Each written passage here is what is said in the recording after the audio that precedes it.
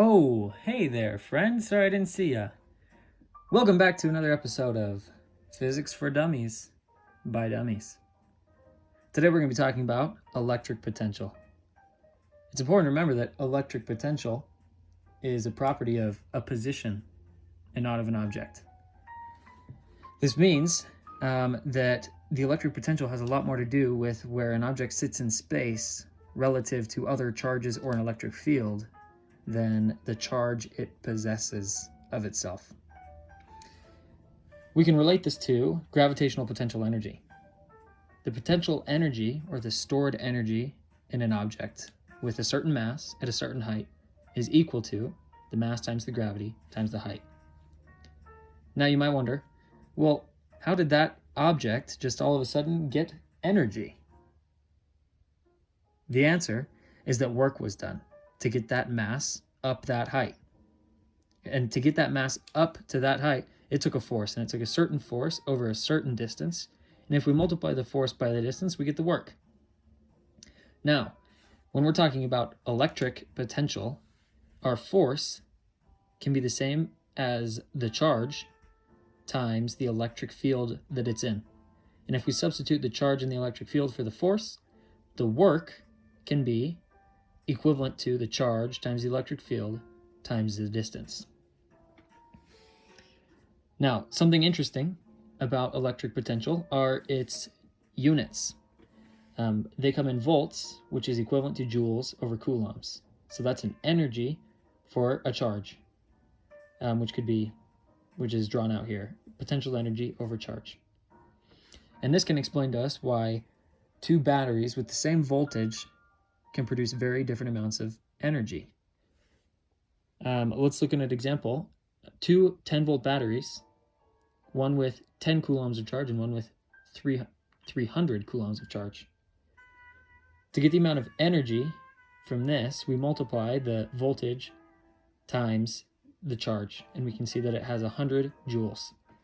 And for this one, 10 times 300, 3,000 joules. So there's a big energy difference in two batteries with the same voltage because the charge is different.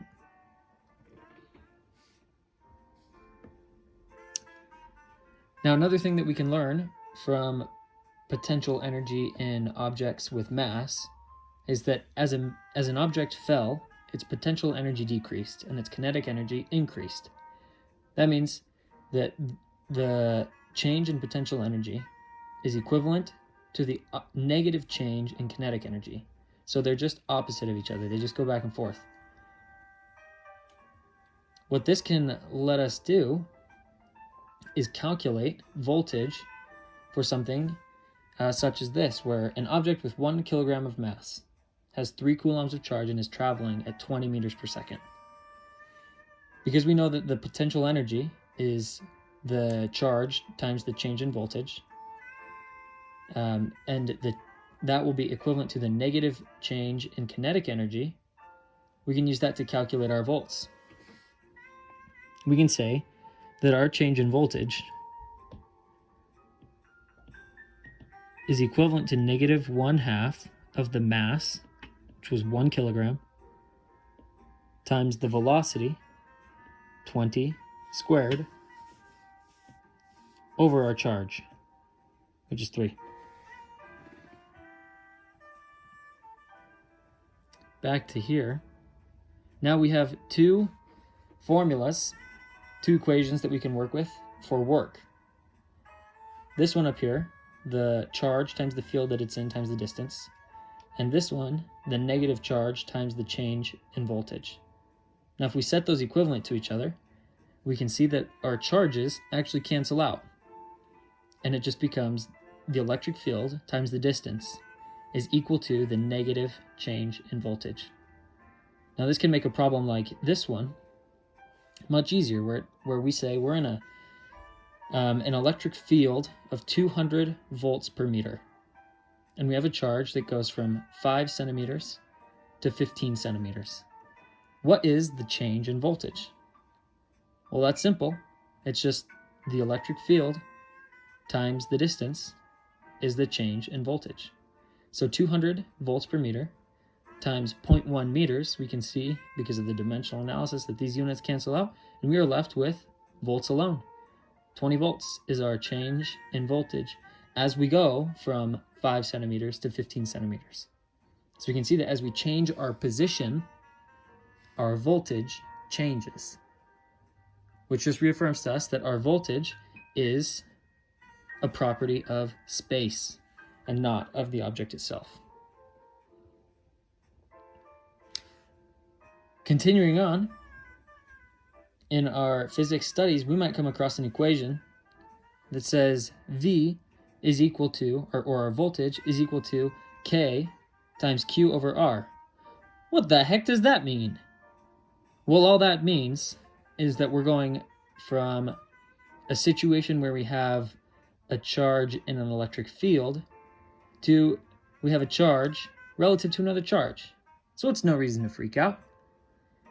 K in this equation is a constant, and that's 8.99 times 10 to the 9th newtons meters squared over coulombs squared. Q represents our charge, and R is the radius between our charges. Easy peasy. Something to remember is that voltage is scalar. That means that you can just add them up and get your total. So an example situation could be like this, where we have 3 different charges at different directions with different values from a charge, and we can just add those on up.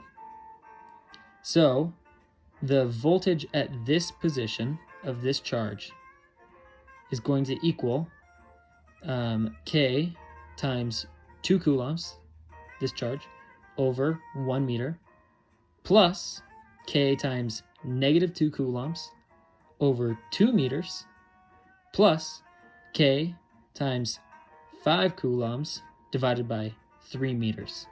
And if we just add those all up, which is 2.39 times 10 to the 10th volts, that is the voltage of this charge relative to these other charges. Now this is interesting. If we have a charge, and we have, well actually, if we have 2 charges, and this charge moves around the other charge in a circle with a constant radius, that gives us something called an equipotential line, which means it's got equipotential. So if we look at our equation, we can see why this happens. The voltage is equal to a constant times Q, and if our Q is moving around the circle, our Q doesn't change. It's the same Q. And if it's moving in a circle, our R is constant throughout the circle, so our R doesn't change. This means our voltage won't change as it moves around the circle. You might say, that's interesting and that's good to know, but how is that useful? Well, let me show you. It's useful because if you have a charge and you've got 3 equipotential lines, and you know what the voltage is on one, you can use that to figure out what the voltage is on the other. So let's say that this here, this radius, has a voltage relative to this point of 90 volts. And you're curious, what's the voltage if I'm 3 times as far, if I'm on 3R? Well, KQ over R is KQ over R, so 90 volts here is equal to, and our K is constant, our Q is constant. We just multiplied our R by 3, so over 3R is 30 volts. Wow, that's useful, wouldn't you say? Now let's see how electric potential can be really useful. It becomes really useful when it's combined with our knowledge of the conservation of energy. So the kinetic energy plus the potential energy of an object in one situation is going to be equivalent to the kinetic energy plus the potential energy of an object in another situation.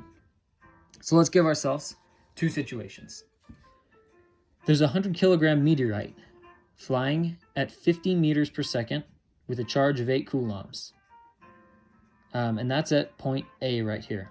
And it's flying in this direction. And we're curious, what is the velocity going to be at point B if we have two charges out here, 3 coulombs at Q1 and 7 coulombs at Q2. Well, that's not that hard, because we have math. Our kinetic energy at point 1, or A, is 1/2 mv squared, right? And we have all of those variables. 1/2, it was 100 kilograms, it's moving at 50 meters per second. That gives us 125,000 joules. Wow, that's a lot. Well, buckle up. Our potential energy here at A is equivalent to our charge times our change in voltage, or our voltage. Like, we have an 8 coulomb charged meteorite, and then we can just add up our voltages relative to these points. So our voltage here relative to here is 3 coulombs times K divided by 10 meters, because that's how far it is.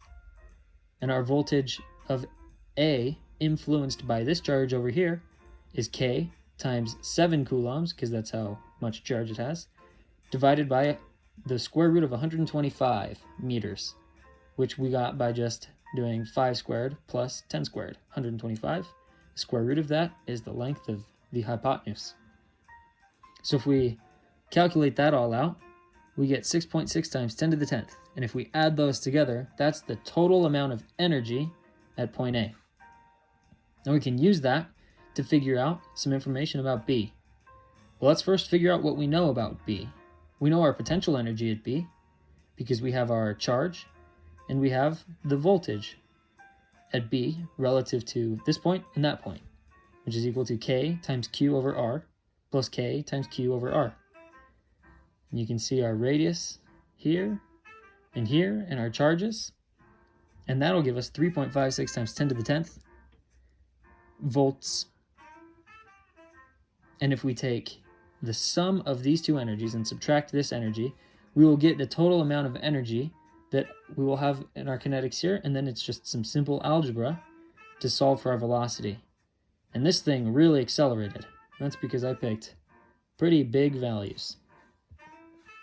But there you go, ladies and gentlemen. That is a brief overview of some of the useful applications and information about electric potential.